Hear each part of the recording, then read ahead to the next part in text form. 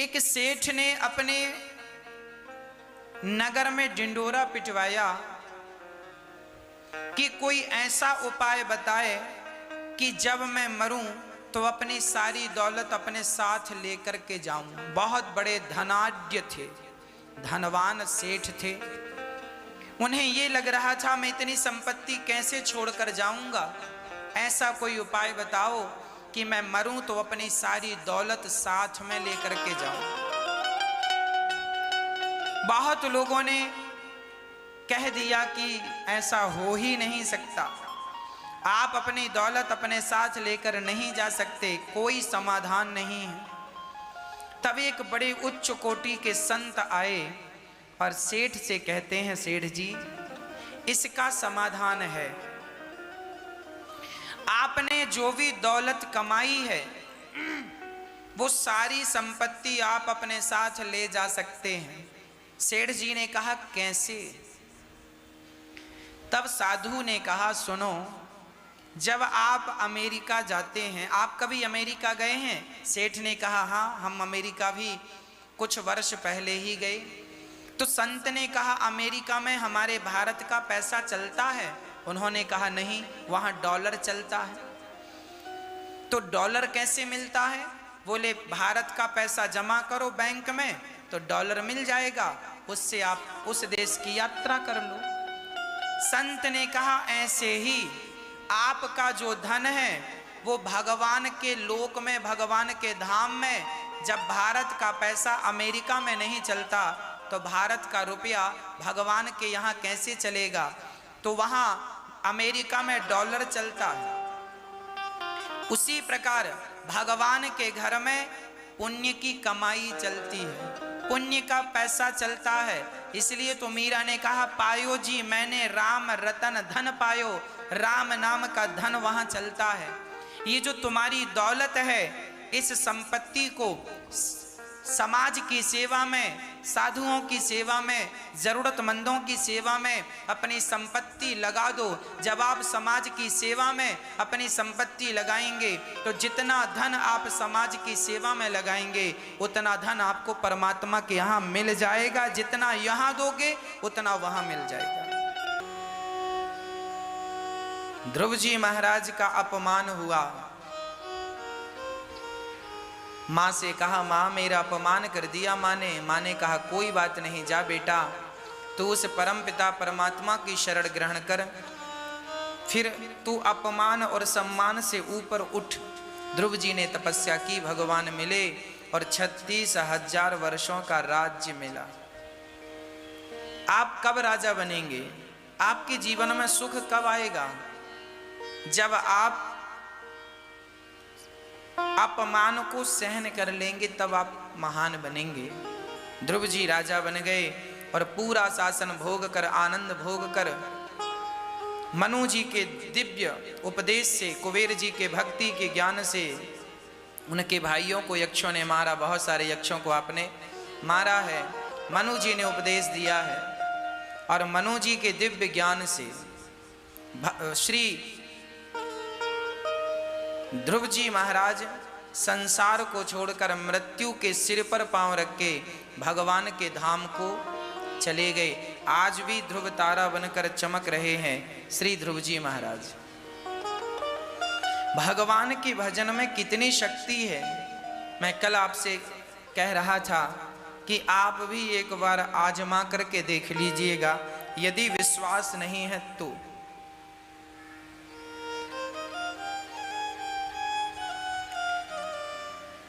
मनु जी महाराज के 3 बेटी और 2 बेटों की चर्चा पूरी हुई। ध्रुव जी महाराज के वंश में आगे चलकर श्री पृथु भगवान हुए, जिन्होंने पृथ्वी का दोहन किया। पृथ्वी का दोहन किया और पृथ्वी से सारी चीजें प्रकट की। पृथ्वी उपज नहीं रही थी, तब उपजाऊ बनाया पृथु जी ने पृथ्वी को।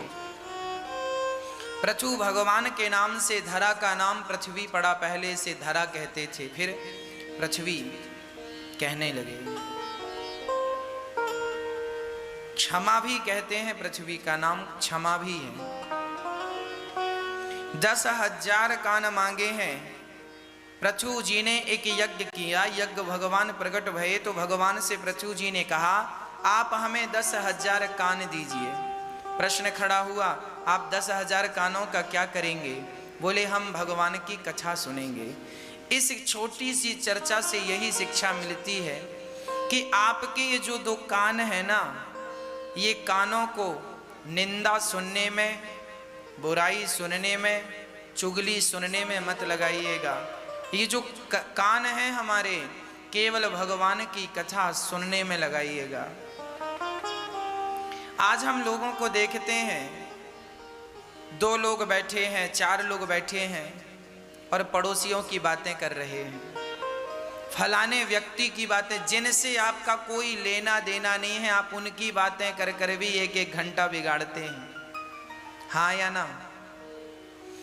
आपका जिनसे कोई लेना देना नहीं है, आप उनकी भी बातें, कई लोग ट्रंप की बातें करते हैं। क्यों भाई, तुम्हें क्या करना है ट्रंप से? कई लोग ओबामा की बात करते हैं, बैठे हैं 4 लोग, ओबामा ऐसा, ओबामा, ट्रंप ऐसा, फलाना ऐसा, पड़ोसी थे हमारे बहुत ऐसे थे वैसे थे, फलाने को देखो उसका लड़का ऐसा है वैसा है, फलाने की बहू। भैया ये सब पंचायत क्यों कर रहे हो? तुम्हारा क्या लेना देना है उन लोगों से?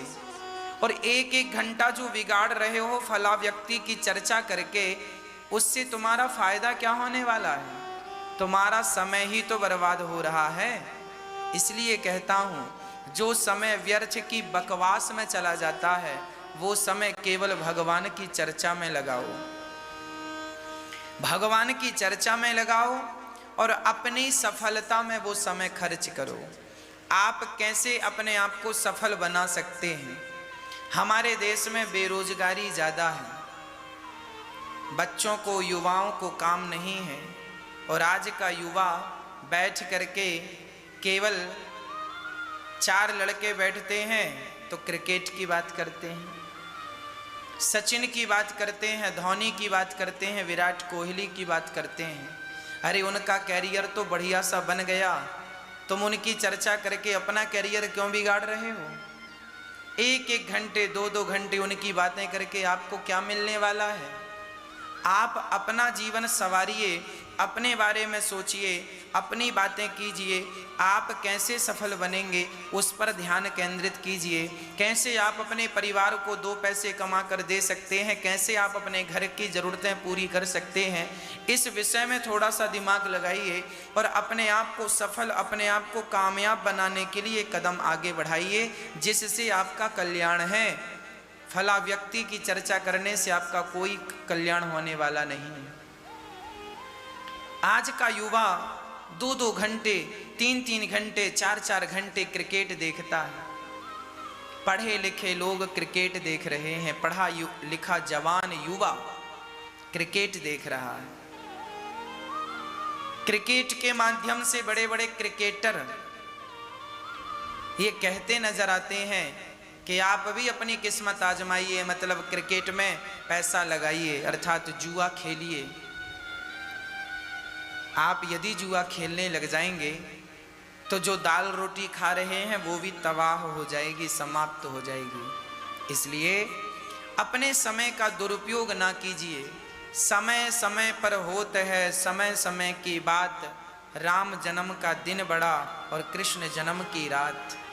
समय को कभी बर्बाद ना करो, समय को कभी बिगाड़ो मत। एक बार यदि समय का आपने दुरुपयोग किया, एक बार आपने समय को ठुकराया, तो वही समय आपको ऐसे ठुकराएगा कि आप कभी खड़े नहीं हो पाओगे, संभल नहीं पाओगे। इसलिए ईश्वर सबका समय बनाता है। भगवान सबको 1-1 बार, 2-2 बार वक्त देते हैं, समय देते हैं।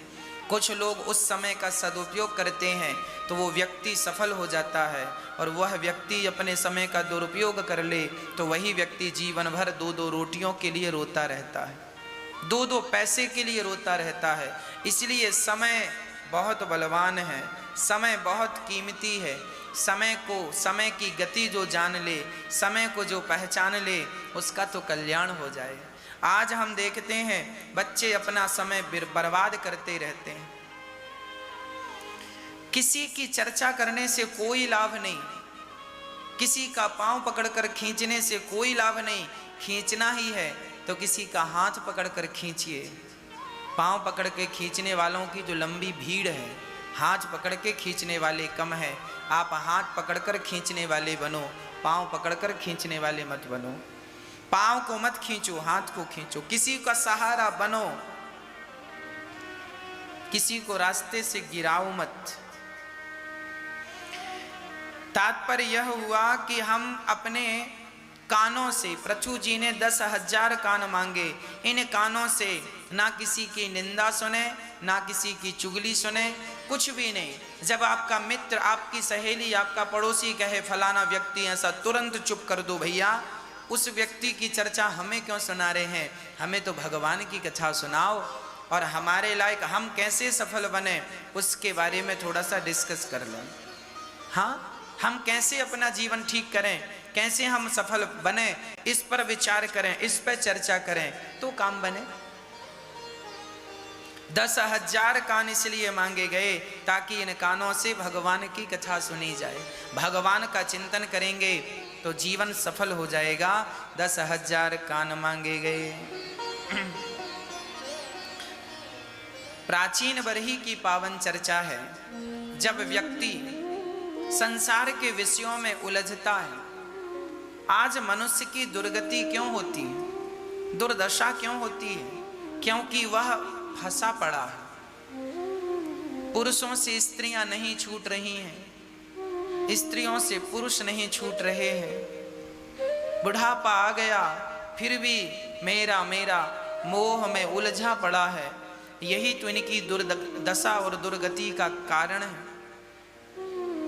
जब तक आपके जीवन में त्याग नहीं होगा, संतोष नहीं होगा, तब तक आपका कल्याण नहीं होगा, आपको शांति नहीं मिलेगी।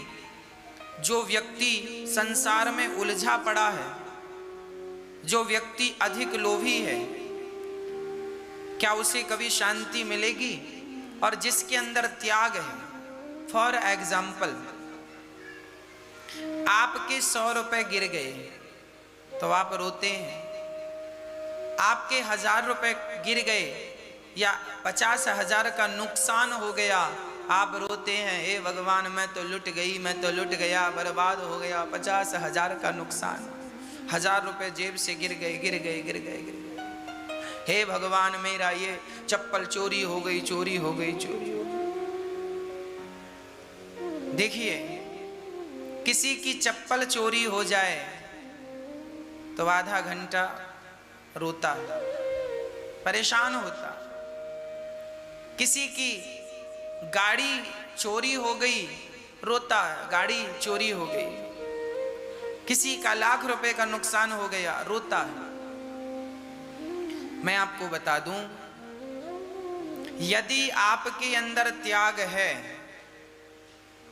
तो आप कभी रोएंगे ही नहीं। त्याग क्या? मैं किस त्याग की बात कर रहा हूं? त्याग ऐसा कि ये अंगूठी है, ध्यान से देखिए, इसे हम पहनते हैं इस प्रकार। जब मैं अपनी बात बता रहा हूं, मैं अपनी एक बात बताऊं, उस बात से आप लोग भी समझ ली। आपको समझाने के लिए मैं उदाहरण दे रहा हूं अपना। ये अंगूठी है।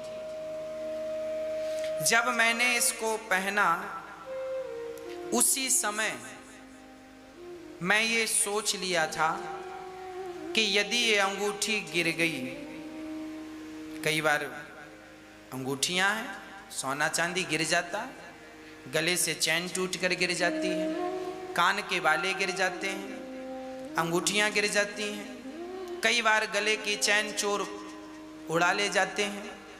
तो जब भी आप सोना पहने, अंगूठी पहने, गले में चैन पहने, हाथ में कड़ा पहने, तो आप सोना पहनने के पहले अपने मन को मजबूत कर लें कि मैं ये पहना हूं, ये कभी भी गिर सकती है, कभी भी गुम हो सकती है, और जब गुम होगी, गिरेगी, तो मुझे रोना नहीं है, मुझे इसकी फिक्र नहीं करनी, मुझे इसकी चिंता नहीं करनी। ये पहले से ही कमर कस लीजिएगा, क्योंकि आज ना सही ये वस्तु आपसे दूर जाएगी, आज ना सही कल आपका नुकसान होगा। तो आज ही आप तैयार रहिए कि नुकसान होगा, हमें हो जाएगा सो हो जाएगा, कोई बात नहीं। अब रोने से क्या होगा? ये जो ज्ञान है, पहले से सावधान रहिएगा। जो वस्तु आपको मिली है, पत्नी आपकी है, आप बहुत प्यार करते हैं पत्नी से, तो आप प्यार करते हैं ना पत्नी को, पर उस प्यार के साथ एक बात मेरी गांठ बांध लीजिए कि आपकी पत्नी एक दिन आपका साथ छोड़कर चली जाएगी, भगवान के घर जाएगी, है ना? इस सच्चाई से मत भागिए। तुम प्यार करते हो पत्नी से, अच्छी बात है, पर यह भी याद रहे कि एक दिन वो आपका साथ छोड़कर जाएगी। उस हाल में आप क्या करेंगे? तब कितना रोएंगे? क्या रोने से वापस आएगी? जाना है, इस सच्चाई को याद रखो, और जितने दिन तुम्हारे साथ है प्यार मोहब्बत से रहो और भगवान का चिंतन करो। आप अपने पति के साथ हैं, पति से बहुत प्यार करते हैं, पर ये याद रखिए कि आपका पति एक दिन आपका साथ छोड़कर जाएगा, जरूर जरूर जाएगा। या तो पहले पत्नी जाएगी या तो पति जाएगा। आप उस दुख को सहन करने के लिए तैयार हो जाइए। आज लोग दुखी क्यों होते हैं? क्योंकि उस दुख को सहने की तैयारियां नहीं करते, है ना?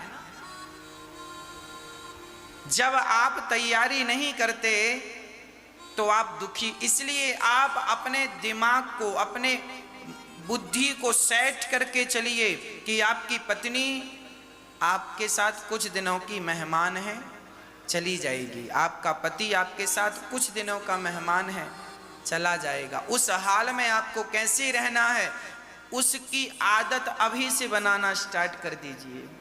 ये समझ लीजिए कि ये सच्चाई है, इसे आप स्वीकार करें या बिल्कुल स्वीकार ना करें। ये सोना चांदी, ये पद प्रतिष्ठा, ये एक दिन तुमसे छिन जाएगी। उस समय आपकी हालत क्या होगी, उसकी तैयारी अभी से कर लो, कल को रोना ना पड़े। ये त्याग, इसलिए हम कहा करते हैं त्याग जीवन में जरूरी है, त्याग जरूरी है जीवन में। मेरे पास अंगूठी है तो भी मैं खुश हूं, और कल को ये गुम जाएगी ना तो मैं रोऊंगा नहीं, क्योंकि मैंने कमर कस ली है। पहले से मुझे पता है कि ये वस्तु एक दिन छोड़कर जाएगी, इसलिए मैं इसे पहना जरूर हूं, पर मैं इससे प्रेम बिल्कुल नहीं करता। ये तो उपयोग है मेरा, चलो पहन लिया, अंगूठी है पहन लिया, पर मैं इससे प्रेम नहीं करता, मैं इससे अटैच नहीं हूं, मैं इससे जुड़ा हुआ नहीं हूं। मुझे पता है एक दिन चली जाएगी, गिर जाएगी, कोई गुम हो जाएगी, इसलिए मैं इससे प्रेम ना करूं, उपयोग करूं, प्रेम ना करूं। प्रेम करूंगा तो कल गिरेगी तो रोएंगे। हमारी माताओं का एक बाला गिर जाए ना कान का, 4 दिन तक रोटी नहीं खाती। जितने का बाला है, जितने का झुमका है, उसके लिए रो रो के बीमार पड़ जाती हैं, पर जितने का झुमका था उतने रुपए उनके इलाज में खर्च हो जाता है। सियावर रामचंद्र की जय। झुमका गिरा बरेली की बाजार में, और जब गिरा तो फिर रोई, माताएं रोती हैं मेरा झुमका गिर गया, झुमका। 4 दिन रोटी नहीं खाती, बीमार पड़ जाती हैं। 50,000 का झुमका था, बीमार पड़ गई, डॉक्टर के पास गए, 50,000 का बिल बन गया। एक तो 50,000 का झुमका गिराया, फिर 50,000 रोने में और खर्च हो गए, लो 1 लाख का नुकसान। इसलिए कहता हूं ये जो तुम झुमका पहने घूमती हो ना मेरी माँ, पहले से बिल्कुल निर्णय कर लीजिएगा, कमर कस लीजिए, एक दिन ये झुमका तुम्हारा गिरेगा, या तो चोर चुरा लेगा, या तो गिर जाएगा, या बंटवारे में बेटा बहू के पास चला जाएगा, तुम्हारे पास रहेगा नहीं। तुम पहने पहने मर जाओगी तो भी बच्चे उतार लेंगे, तुम्हारे पास रहेगा नहीं ये। इसलिए कहता हूं, इन वस्तुओं से मन को हटा लो और मन को केवल गोविंद के चरणों में लगा लो, यही से जीवन की सार्थकता है। यदि मन भगवान के चरणों में लग गया तो कल्याण हो जाएगा, और झुमका झुमकी में मन लगा रहा तो दुर्गति होगी, दुर्दशा होगी, नरक जाना पड़ेगा।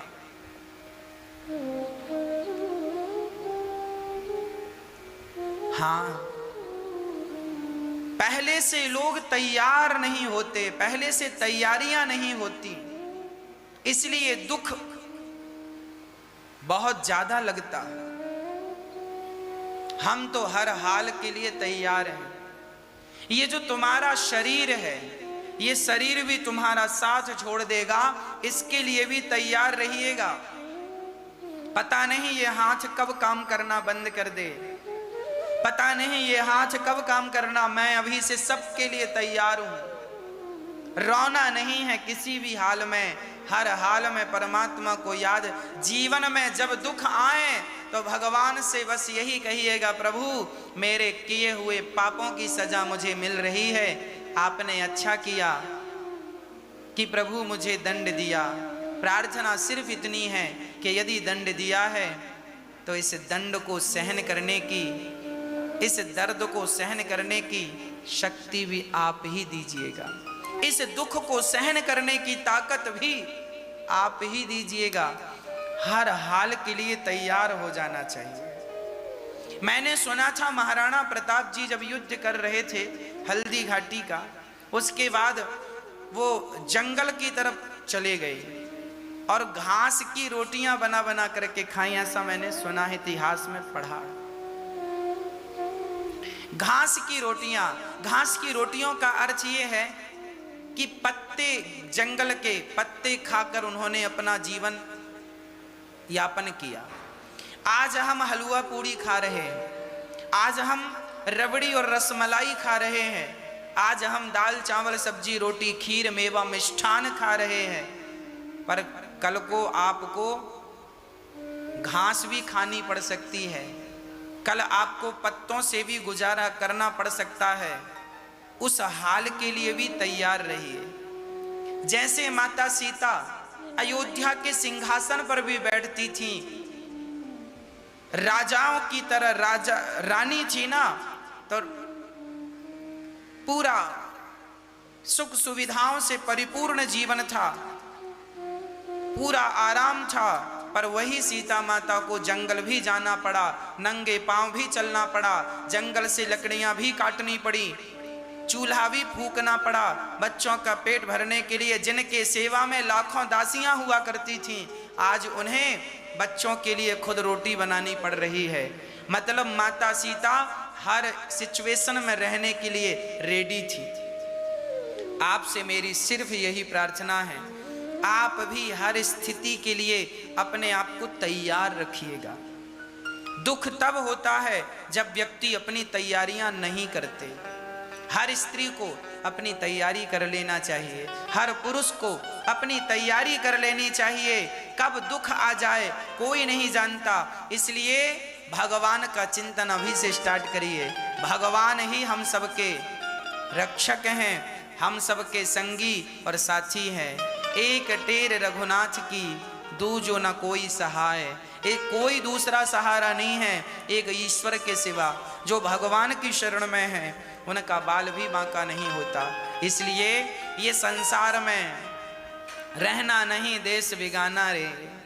ये देश, ये जो दुनिया है, ये हमारा नहीं है। ये संसार, ये घर, ये गांव, ये शहर, ये गलियां, ये हमारी नहीं है। हमारा असली घर भगवान के चरणों में है। हम वहां से आए हैं, कुछ दिन की यात्रा में हैं। 25, 50, 100 साल की यात्रा पूरी होगी और उसके बाद हमें ये सब छोड़ करके जाना पड़ेगा।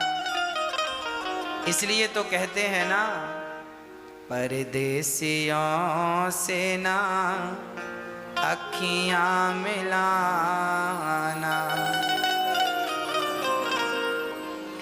ये सब परदेसी हैं।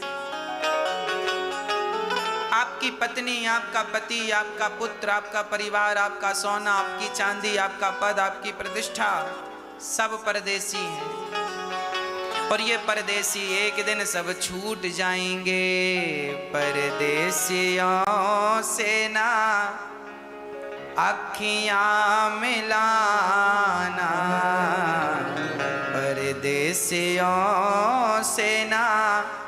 ये सोना और चांदी ये सब परदेसी हैं, इनसे ज्यादा प्रेम ना करना। कागज के टुकड़ों से, पैसों से भी ज्यादा प्रेम ना करना, सब छोड़ के चले जाएंगे। परदेसियों से ना अखियां मिलाना, परदेसियों से ना अखियां मिलाना।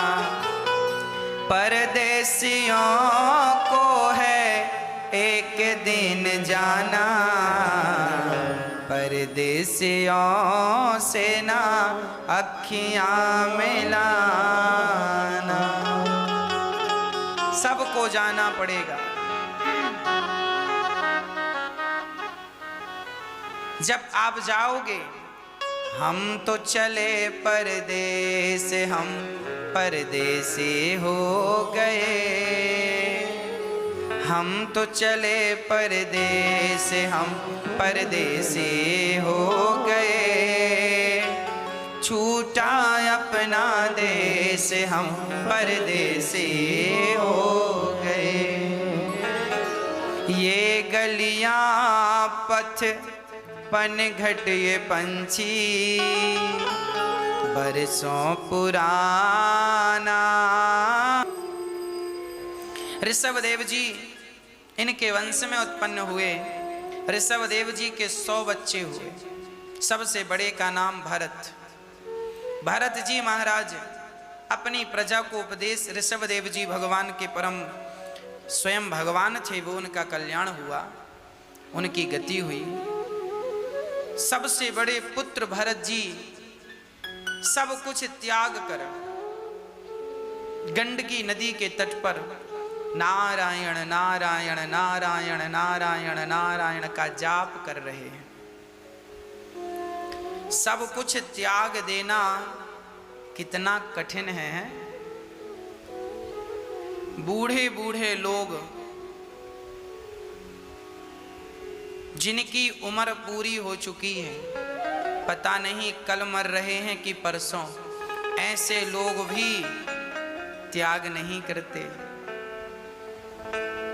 इनको पता ही नहीं है कि तुम्हारी उम्र पूरी हो चुकी है, कभी भी मौत के मुख में समा जाओगे।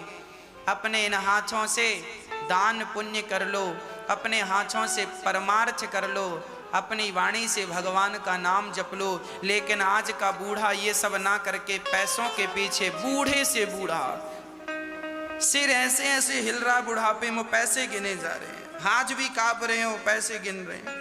शरीर में हिम्मत नहीं है बैठने की, और बुढ़ापे में लोग नोट गिन रहे हैं कि नहीं।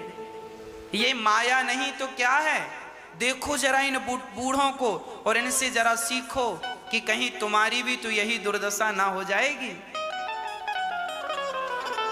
इनका मन बुढ़ापे में पैसों में तो लगा है, पर इनका मन अभी तक भगवान में नहीं लगा। अब इनकी तो उम्र भी पूरी होने को आई, कब ये भजन करेंगे, कब अपना कल्याण करेंगे।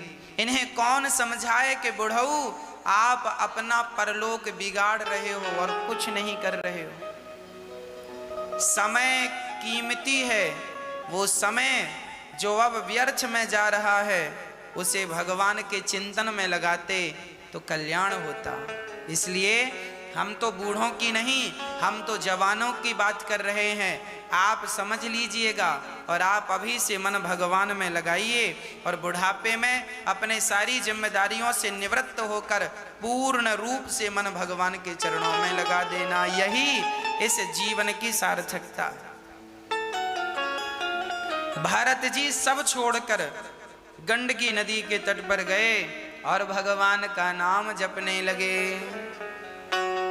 भरत जी नाम जप रहे हैं बड़े भाव से।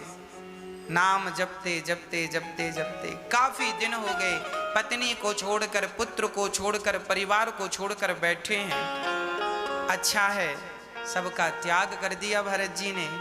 पर जंगल में एक मृग का बच्चा, एक मृगी नदी में पानी पी रही थी। शेर ने दहाड़ लगाई, वो मृगी जान बचाने को भागी और उस मृगी के गर्भ से एक बच्चा पैदा हुआ मृग का। वो पानी में बहने लगा तो भरत जी को लगा ये मर जाएगा। भरत जी उस बच्चे को बचाकर अपनी कुटिया पर ले आए, उस बच्चे की जान बचाए भरत जी। ये तो अच्छा किया, पर भरत जी उस बच्चे से, मृग के बच्चे से प्रेम करने लग गए। ये मेरा मृग है, उसे घास खवाएं, उसे नहलाएं, उसकी सेवा करें। जो समय भजन करने में जाना चाहिए था, अब वो समय मेरे मृग में जाने लगा। जब मन मृग में लगा तो भरत जी की जब मृत्यु हुई तो मृग का चिंतन वो कर रहे थे, मेरे मृग का क्या होगा मेरे बाद, मेरे मृग का क्या होगा मेरे बाद। मृग मृग मृग मृग मृग मृग करते मर गए। तो भरत जी जैसे संत को मृग बन करके आना पड़ा। अंते यामति सागति, जिसकी जैसी मति होती है उसकी वैसी गति होती है। इसलिए मरते समय जरा सावधान रहा करो। मरते समय बड़े प्रेम से भगवान में मन लगाओ। पत्नी में, पुत्र में, परिवार में मन ना लगाना, पति में, संसार में मन ना लगाना। जहां मन लगेगा वही गति आपकी हो जाएगी। इसलिए तो मरते समय केवल मुख से भगवान का नाम निकले, हे नारायण, हे कृष्ण, मैं आपके धाम आ रहा हूँ प्रभु, अपने चरणों में स्थान देना। भगवान का नाम जपते जपते प्राण निकलेंगे, सदगति हो जाएगी। इतना तो करना स्वामी, जब प्राण तन से निकले, गोविंद नाम लेकर मेरे प्राण तन से निकले। भगवान से यही प्रार्थना हो कि हे नाथ,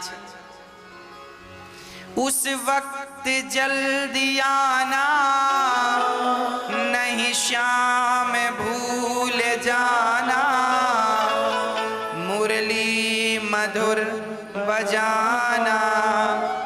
जब प्राण तन से निकले, इतना तो करना स्वामी। पीतांबरी कसी हो, होठों पे कुछ हंसी हो, छवि मन में ये बसी हो।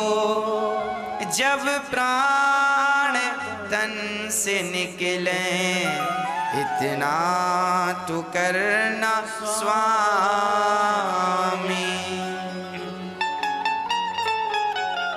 श्री गंगा जी का तट हो, यमुना का वंशीवट हो, मेरा सावेरा निकट हो।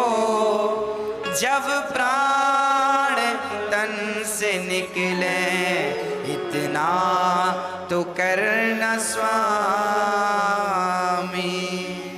हे नाथ, इतनी कृपा कीजिएगा कि जब प्राण निकल रहे हो तो गंगा का जल मुख में हो, तुलसी का दल मुख में हो, आपका नाम मुख में हो।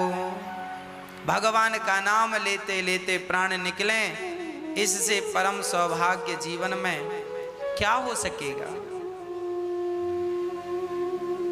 भगवान का चिंतन जरूरी है। आप लोग अपने थोड़ी सी तैयारी कर लीजिएगा। पूरी जिंदगी आदमी कमाता है, इसलिए उसे लगता है मैं बहुत जीऊंगा, बहुत बुढ़ापे में जवान व्यक्ति कमाता है, पूछो किस लिए कमा रहे हो, कहता है बुढ़ापे के लिए कमा रहा हूं। अब उसे कौन समझाए कि पगले इसकी क्या गारंटी है कि तेरा बुढ़ापा आएगा। अरे बुढ़ापा आए उसके पहले ही निपट गए तो क्या करोगे। इसलिए कमाना है तो बुढ़ापे के लिए नहीं, इस संसार में तो कैसे भी पेट भर ही जाएगा। कमाना है तो परलोक के लिए कमाओ। जो यहाँ आप करेंगे अच्छा या बुरा वही आपको मिलता है। अच्छा करेंगे तो आपको अच्छा मिलेगा, बुरा करेंगे भाई सिंपल है। मैंने खेत में गेहूं बोया है तो फसल गेहूं की ही आएगी। जैसा मैं व्यवहार आपके साथ करूंगा वैसा ही व्यवहार आपसे भी पाऊंगा। इसलिए जो इस संसार में आप कर रहे हैं अच्छा या बुरा, उसी का परिणाम यहाँ से जाने के बाद स्वर्ग में नरक में भगवान के धाम में मिलता है। बुरा करोगे तो नरक, अच्छा करोगे तो भगवान के धाम। इसलिए बुरे कामों से बचो। ये ना आपके लिए कल्याणकारी हैं ना मेरे लिए कल्याणकारी।